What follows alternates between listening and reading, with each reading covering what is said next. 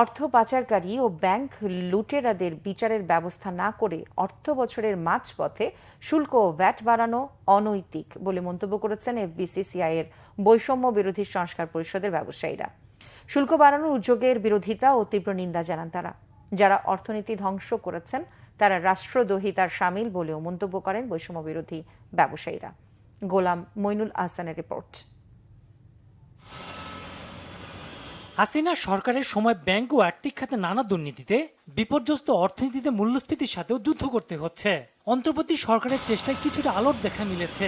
এরই মধ্যে গত বৃহস্পতিবার রাষ্ট্রপতি অধ্যাদেশের মাধ্যমে 90টির বেশি পণ্য হিসাবে ভ্যাট আর সম্পূরক শুল্ক বসানো হয়। এর প্রতিবাদে জাতীয় প্রেস ক্লাবে সংবাদ সম্মেলন করে এফবিসিসির বৈষম্য বিরোধী সংস্কার পরিষদের ব্যবসায়ীরা। রাজস্ব বাড়াতে সরকারের ধরা পথ সঠিক নয় বলে মন্তব্য করেন তারা। বিগত 15 বছরে আমাদের দেশে আর্থিক খাতে কিরকম লুটপাট এবং অরাজকতা হয়েছে, হাজার হাজার কোটি টাকা দেশ থেকে পাচার হয়ে গেছে। এখন এই মুহূর্তে আমাদের প্রতিটা সেক্টরের ব্যবসায়ীরা আমরা সাফার করছি বিভিন্নভাবে।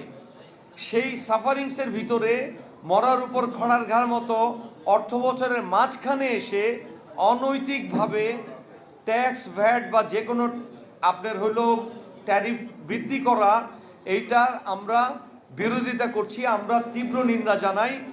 দাতা সংস্থার চাপে নতুন করে শুল্ক বাড়ানোর তীব্র সমালোচনা করেন তারা। তো গ্যাসের মূল্য বৃদ্ধি কেন আসছে? যে সাবসিডি কমানোর জন্য এবং আইএমএফ এর লোন পাওয়ার জন্য। এখন আইএমএফ এর সাথে নেগোসিয়েশন করতে সরকার ব্যর্থ হয়ে যদি আমাদের উপর কর চাপায়, এটা আমাদের দায়িত্ব না। এই জন্য বলছি তাদের গ্যাসের অপচয়, বিদ্যুতের অপচয়, তারপর অনৈতিকভাবে সংযোগ বিচ্ছিন্ন, এগুলা করার মাধ্যমে গ্যাসের খরচ কমায় আনতে হবে।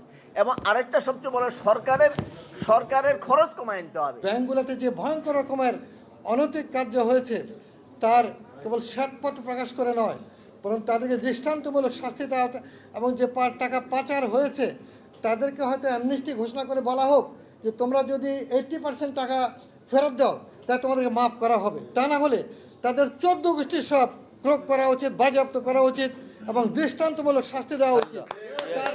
তার কিছুই কিন্তু হয়নি। শুল্ক কমানো না হলে কঠোর আন্দোলনের ঘোষণা দেওয়া হয় সংবাদ সম্মেলনে। গোলাম মইনুল আহসান, বাংলা ভিশন, ঢাকা।